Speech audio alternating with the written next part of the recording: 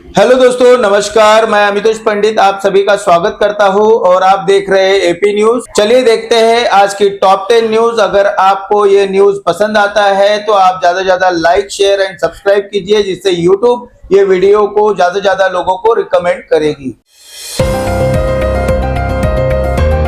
भिवंडी के औचित पाड़ा रफीक नगर इलाके में पिछले 7 महीने से सार्वजनिक टॉयलेट का निर्माण अधूरा पड़ा है, जिससे स्थानीय लोगों को दूर दराज जाकर टॉयलेट इस्तेमाल करना पड़ रहा है। सोशल वर्कर सुल्तान सिद्दीकी ने आरोप लगाया है कि निर्माण में घटिया मटेरियल का इस्तेमाल हो रहा है और हादसे का खतरा है, जिस पर सिटी इंजीनियर को मौके पर बुलाकर जांच कराई गई। कॉन्ट्रैक्टर पर देरी और लापरवाही के आरोप लगाते हुए 1 महीने में काम पूरा करने की चेतावनी दी गई है, वरना निगम के खिलाफ आंदोलन की बात कही गई। भिवंडी के खोखा कंपाउंड स्थित 3 मंजिला नीलेश डाइन फैक्ट्री में भीषण आग लग गई, जिसने पूरी फैक्ट्री को अपनी चपेट में ले लिया।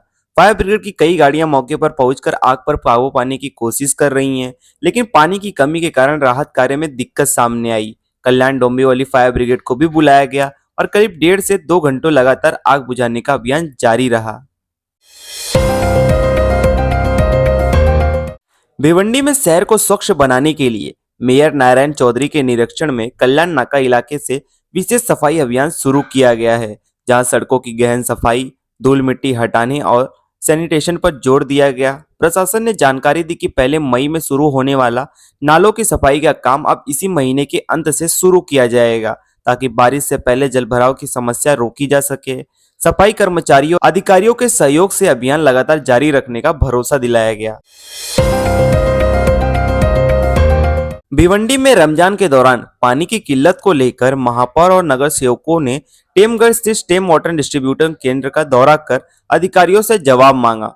कई वार्डों में कम दबाव से पानी सप्लाई होने के कारण लोगों को भारी परेशानी का सामना करना पड़ रहा है और ऊंची इमारतों तक पानी नहीं पहुंच पा रहा है। महापौर ने 24 घंटे में समाधान का अल्टीमेटम देते हुए चेतावनी दी है कि समस्या हल नहीं हुई तो जनता के साथ आंदोलन जाएगा और स्टेम केंद्र पर धरना दिया जाएगा। भिवंडी में मेयर के नेतृत्व में डीप एंड क्लीन स्वच्छता अभियान कल्याण नाके से साहिबा मंदिर तक चलाया गया, जहां सड़कों की सफाई और धुलाई का काम किया गया। मेयर ने कहा कि यह अभियान दिखावे के लिए नहीं, बल्कि पूरे शहर में लगातार अल्टरनेट रूप से चलता रहेगा और सफाई को लेकर सख्त निर्देश दिए गए हैं। साथ ही राजीव गांधी उड़ान पुल पर गुटखा थूककर गंदगी करने पर नाराजगी जताते हुए नागरिकों से शहर को अपनी संपत्ति समझकर साफ रखने की अपील की गई है। कर्नाटक के हुबली में जम्मू कश्मीर के मुख्यमंत्री उमर अब्दुल्ला रणजी टॉफिक फाइनल का 5वां दिन देखने पहुंचे हैं और गोकुल रोड स्थित एक निजी होटल में ठहरे हुए हैं। उनकी सुरक्षा के लिए डीसीपी की निगरानी में 200 से ज्यादा पुलिसकर्मी और 3 पीआई तैनात किए गए हैं, जिसमें पूरे इलाके में स्वच्छता व्यवस्था कड़ी कर दी गई है। जानकारी के अनुसार वह सुबह 10 बजे स्टेडियम पहुंचकर फाइनल मुकाबले का जायजा लेंगे और खिलाड़ियों का उत्साहवर्धन भी करेंगे।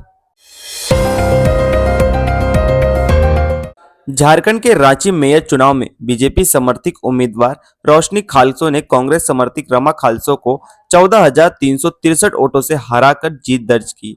रोशनी खालसो को कुल 1,57,553 वोट मिले और इस जीत के साथ शहर की सियासत में बड़ा बदलाव देखा जा रहा है।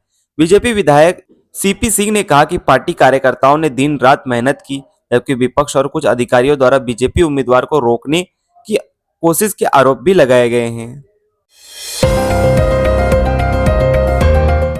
उत्तर प्रदेश दिल्ली के मॉडल टाउन इलाके में 3 अज्ञात बदमाशों ने एक दुकान में घुसकर करीब 14 लाख रुपए की लूट को अंजाम दिया।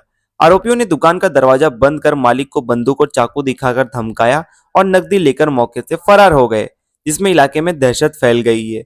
पुलिस ने मामला दर्ज कर आसपास के सीसीटीवी फुटेज खंगालने शुरू कर दिए हैं और बदमाशों की तलाश में छापेमारी जारी है। तमिलनाडु के चेन्नई पोर्ट पर नौसेना प्रमुख एडमिरल दिनेश के त्रिपाठी ने आईएनएस अंजदीप को भारतीय नौसेना में शामिल किया। उन्होंने कहा कि अंजदीप सिर्फ एक जहाज नहीं, बल्कि नौसेना के इतिहास और 1961 के ऑपरेशन के दौरान गोवा मुक्ति की याद दिलाने वाला प्रतीक है।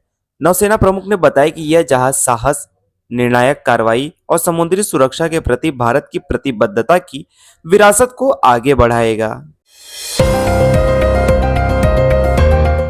महाराष्ट्र के जलगांव में पालदी तारसोद बाईपास हाईवे पर बस और ट्रक की टक्कर के बाद सड़क का एक हिस्सा बंद हो गया, जिसने ट्रैफिक प्रभावित हुआ।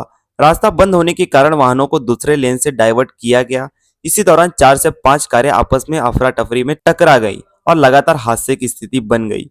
पुलिस के मुताबिक पहले बस ट्रक दुर्घटना से पूरा रूट जाम हुआ और ट्रैफिक डायवर्जन के दौरान दूसरी कारें टकराईं, जिसके बाद स्थिति संभालने के लिए पुलिस मौके पर तैनात की गई।